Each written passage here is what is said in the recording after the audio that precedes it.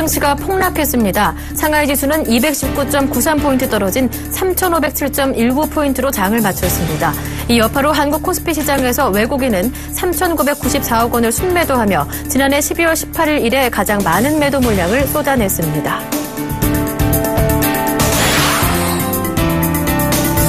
기준금리 인하 영향으로 지난 5월 시중자금 월간 증가폭이 4년 10개월 만에 최고치를 기록했습니다. 이는 2010년 7월 이후 가장 높은 증가율입니다.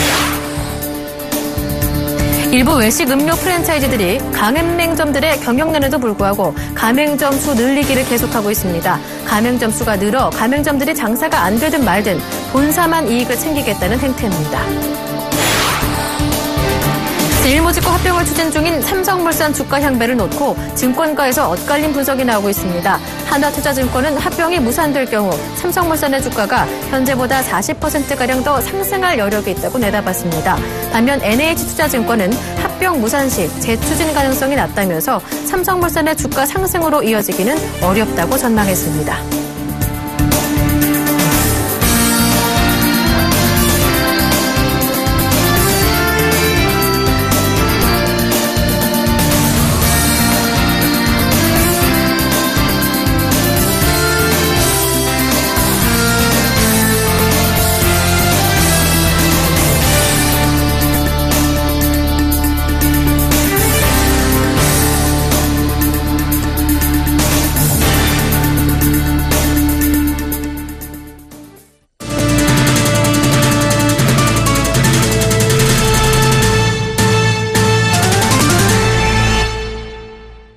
여러분 안녕하십니까? 7월 8일 수요일 센 경제 현장 오늘의 주요 뉴스입니다.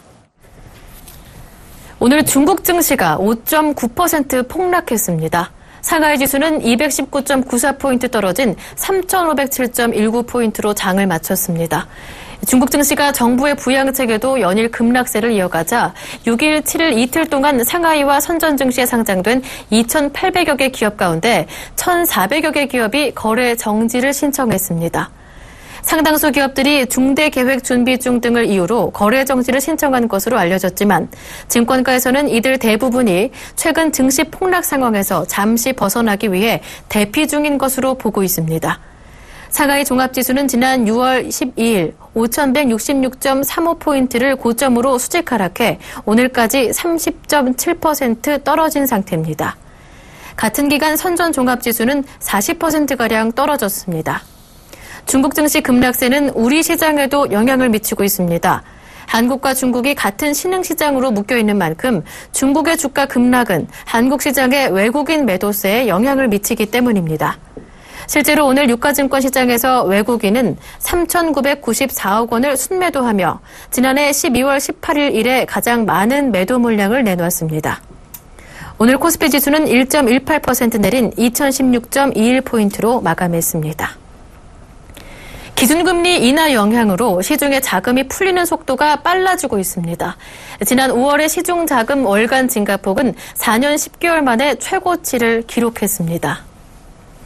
한국은행에 따르면 5월 시중 통화량은 2,170조 5천억 원으로 지난해 같은 달보다 9.3% 늘었습니다. 이는 4월의 증가율보다 0.3%포인트 높아진 것으로 2010년 7월 이후 가장 높은 증가율입니다. 시중에 얼마나 많은 돈이 풀렸는지 가늠해 볼 수 있는 시중 통화 증가량은 지난해 4월 5.5%에서 5월 6.0%로 뛰었고 8월 7.6%, 11월 8.3%로 가파르게 증가했습니다.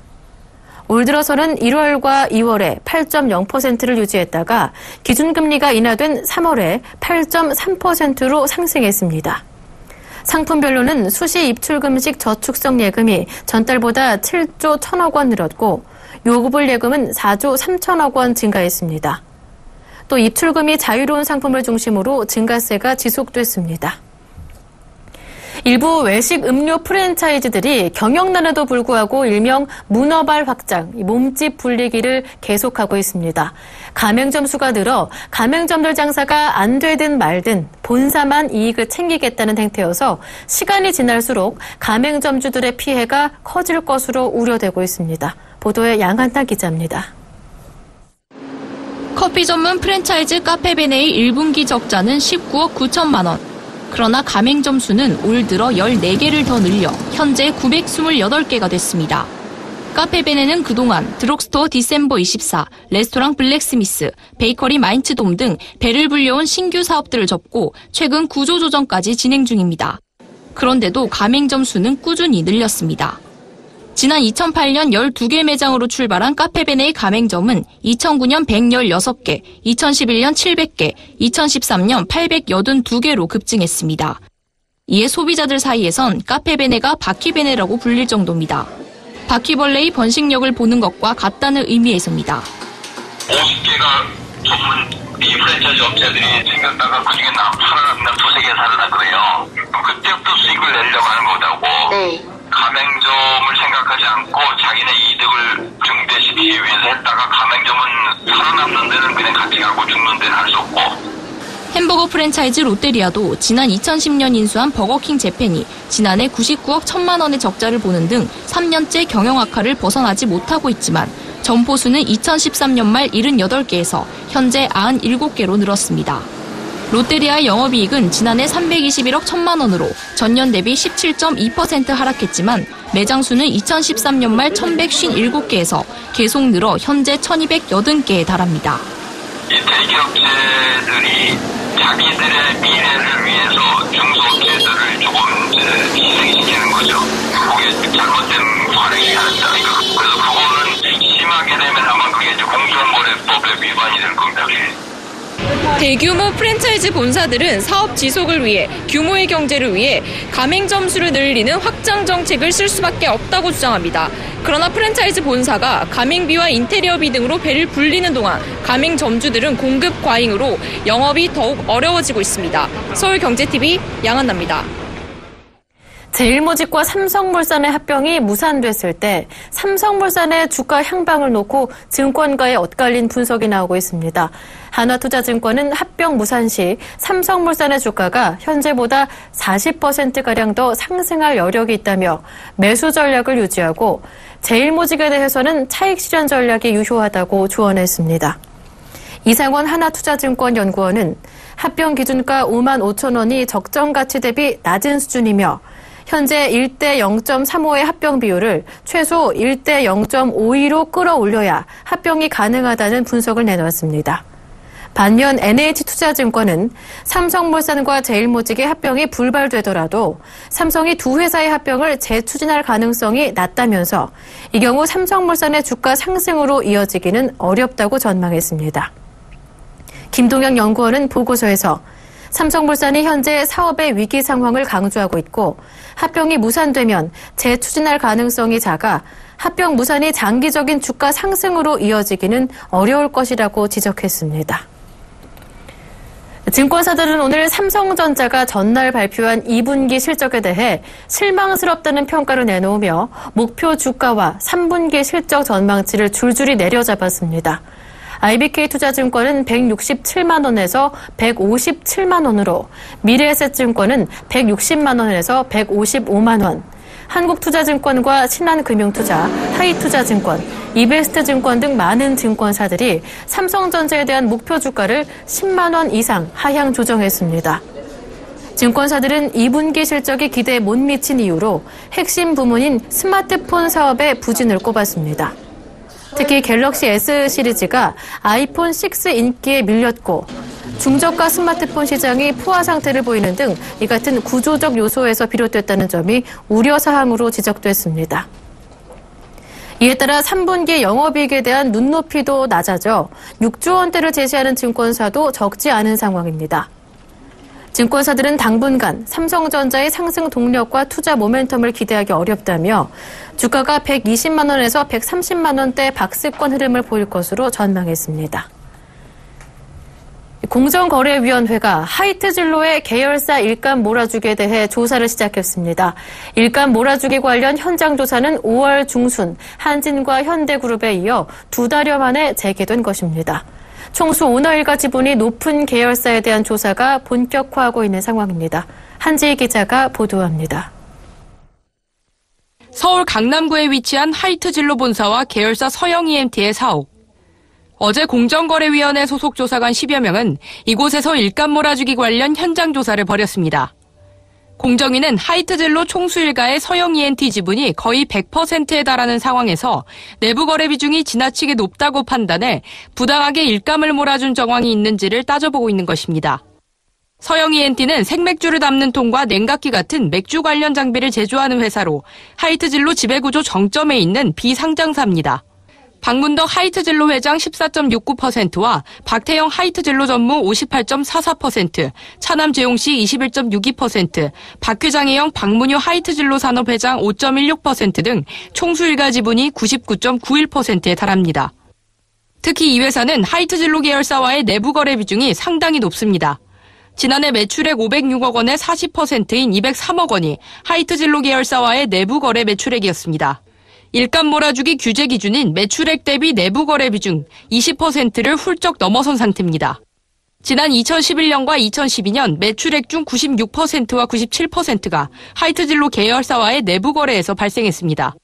이에 대해 하이트진로는 단순 실태 점검이라며 애써 의미를 축소하고 있습니다. 하이트진로는 서영 E&T가 그룹의 3세 승계 구도의 정점에 서 있는 회사라는 점에서 세간의 논란이 되는 것 자체가 껄끄럽다는 표정입니다. 지난 2008년 박문덕 회장은 장남 박태영 전무와 차남인 재용 씨가 대주주로 있는 서영 E&T에 계열사 하이스코트 주식 전부를 증여했다가 꼼수 증여로 국세청으로부터 각각 242억 원과 85억 원의 증여세 처분을 받았습니다.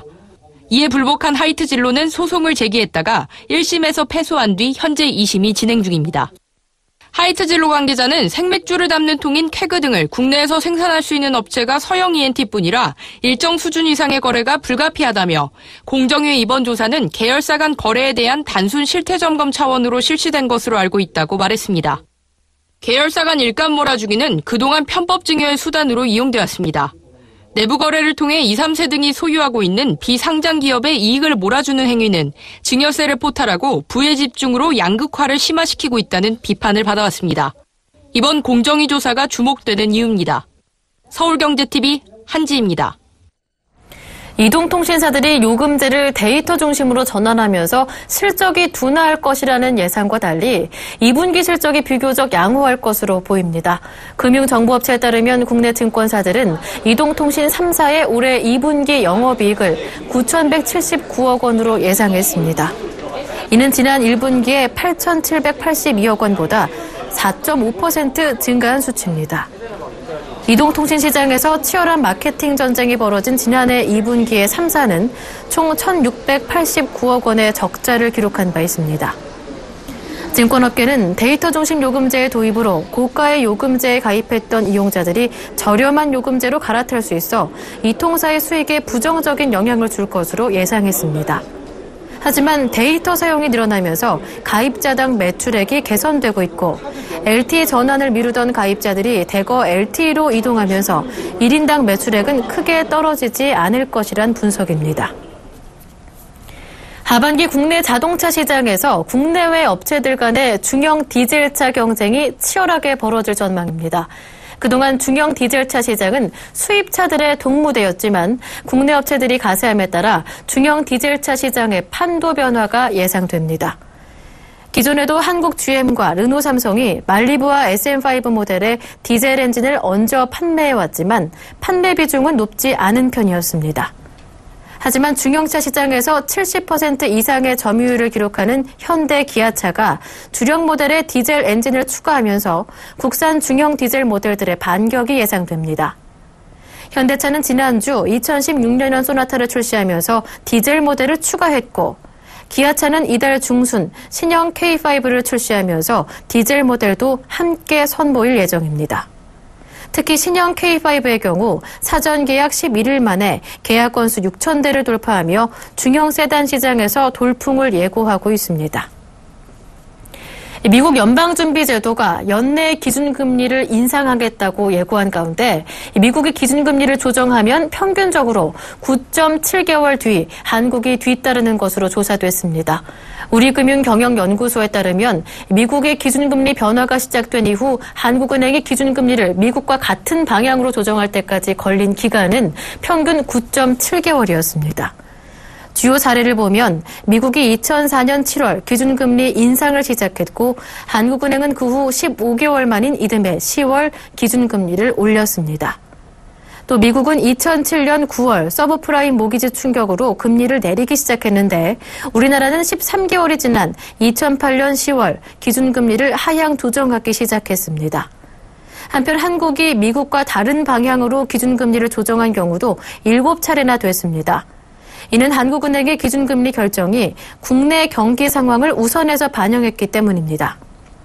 따라서 수출 부진과 저성장 등 우리 경제 상황을 고려했을 때 미 연준이 기준금리를 올리더라도 한국은행이 즉각적으로 금리를 인상할 가능성은 크지 않다는 분석입니다. 앞으로 운용 실적에 따라 수익률이 달라지는 유형의 퇴직연금은 원리금이 보장되지 않는 위험 자산에 투자할 수 있는 한도가 70%로 늘어납니다. 금융위원회는 오늘 이러한 내용의 퇴직연금 감독규정 개정안을 의결하고 내일부터 시행에 들어갑니다. 개정안은 확정 기여형이나 개인형 퇴직연금의 위험 자산에 대한 총 투자 한도를 적립금의 40%에서 70%로 상향 조정했습니다. 이는 사용자가 적립금을 운용하고 근로자에게 일정 금액을 지급하는 확정급여형 퇴직연금과 같은 수준입니다. 퇴직연금의 위험자산 총투자한도 내에서 자산별로 설정됐던 투자한도도 폐지돼 비위험자산에 대해서는 100%까지 투자할 수 있게 됩니다. 아울러 퇴직연금의 자산 운용 규제 방식을 네거티브화해 비상장 주식, 투자 부적격 채권 등 퇴직연금 사업자가 투자 금지 대상으로 열거한 상품을 제외한 모든 위험자산에 투자할 수 있게 됩니다. 서울 지역 3곳과 제주 지역 1곳 등 신규 면세점 4곳을 선정하기 위한 관세청 심사가 시작됐습니다. 관세청 면세점 특허심사위원회는 오늘 2박 3일 일정으로 인천국제공항공사 인재개발원에서 신규 면세점 심사에 들어갔으며 오는 10일 최종 심사 결과를 발표할 예정입니다. 심사위원회는 기획재정부와 문화체육관광부 등 정부위원과 학계, 시민사회단체 등에서 선발된 민간위원 등 15명으로 구성됐으며 이번에는 공정성을 강화하기 위해 민간위원 수를 늘린 것으로 알려졌습니다. 이번 심사에서 서울 지역 면세점 특허를 신청한 21곳은 5분간 프리젠테이션을 하고 20분간 질문을 받게 됩니다. 심사위원들은 2박 3일간 통신과 인터넷을 일절 사용할 수 없는 등 외부와의 접촉이 철저히 차단됩니다. 관세청은 입찰 참여 기업들이 심사위원 선정 가능성이 있는 후보군을 상대로 공정한 경쟁을 해치는 로비를 벌였는지 조사할 계획이며 로비 사실이 적발될 경우 불이익을 받을 방침입니다. 지난 6월 한 달간 은행권 가계대출 잔액은 594조 5천억 원으로 한 달 전보다 8조 1천억 원 증가했습니다. 월간 기준으로 역대 두 번째 증가폭입니다. 통계청은 한국 인구가 2030년 5,200만 명으로 정점을 찍은 뒤 계속해서 감소하기 시작해 2060년 4,400만 명이 될 것으로 전망했습니다. 아시아나항공이 메르스로 침체한 국내 여행 활성화를 위해 중국 관광업계 200명에 이어 일본 관계자 390명을 한국으로 초청했습니다. 올해 상반기 안전결함 관련 시정 조치, 즉 리콜된 자동차는 42만 5천여 대에 이르는 것으로 나타났습니다.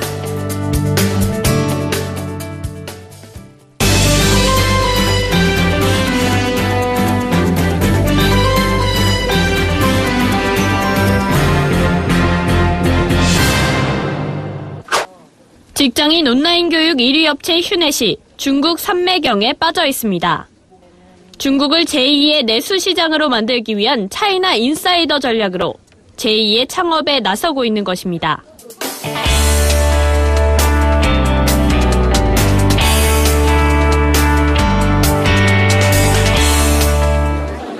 교육 전문 업체 휴넷은 지난 2일 2박 3일간 일정으로 150여 명 전 임직원이 중국 상하이로 날아갔습니다.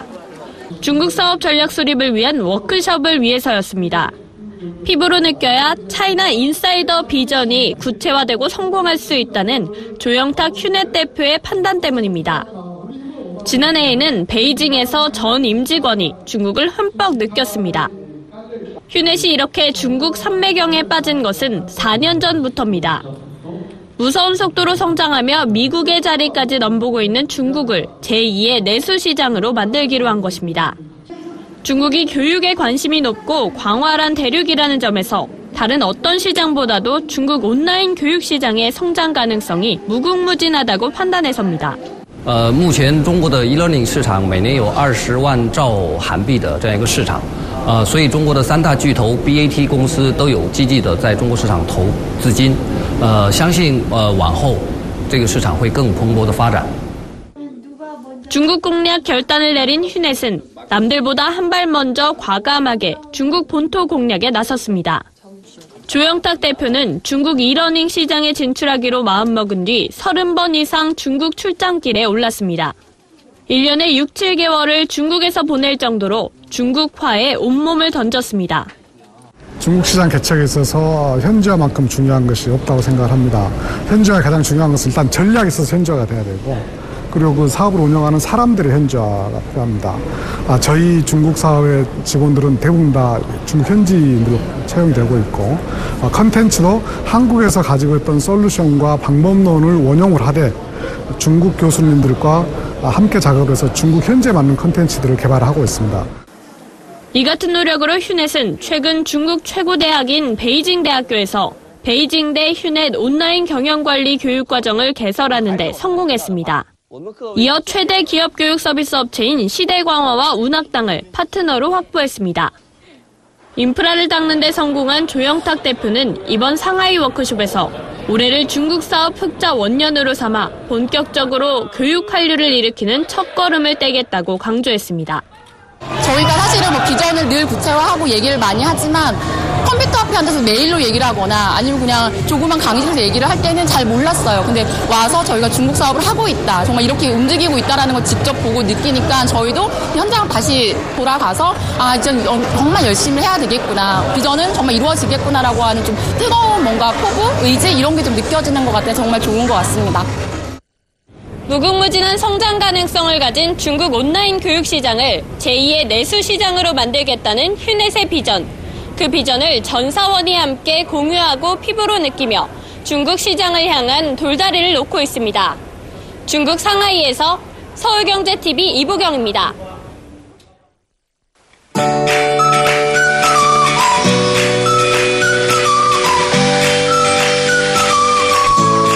안녕하세요. K웨더 라이프스타일 예보 차씨입니다. 장맛비구름이 기대했던 만큼 발달하지 못했습니다. 어제부터 서울은 0.5mm밖에 비가 오지 못했고요.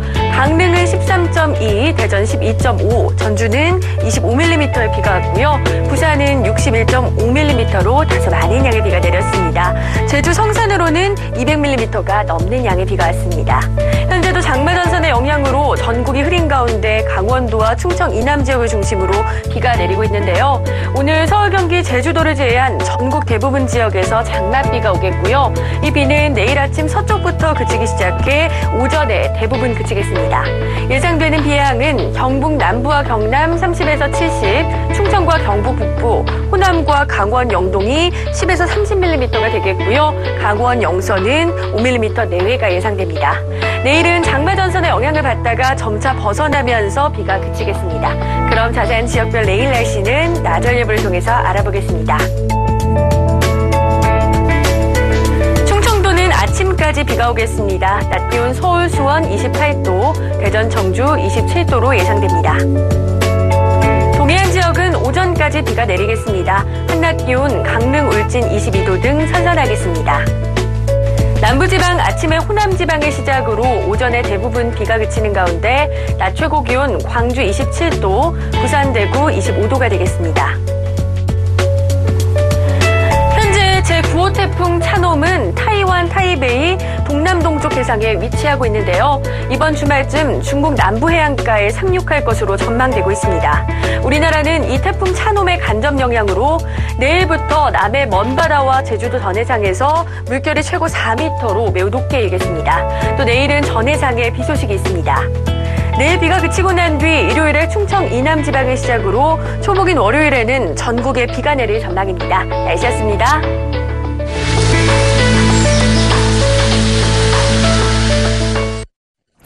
장마철이 시작되면서 모처럼 대지에는 생기가 돌겠지만 습한 날씨는 사람의 면역력을 떨어뜨릴 수가 있습니다. 건강관리에 각별히 유의하셔야겠습니다. 센 경제 현장 여기서 마치겠습니다. 시청해주신 여러분 고맙습니다.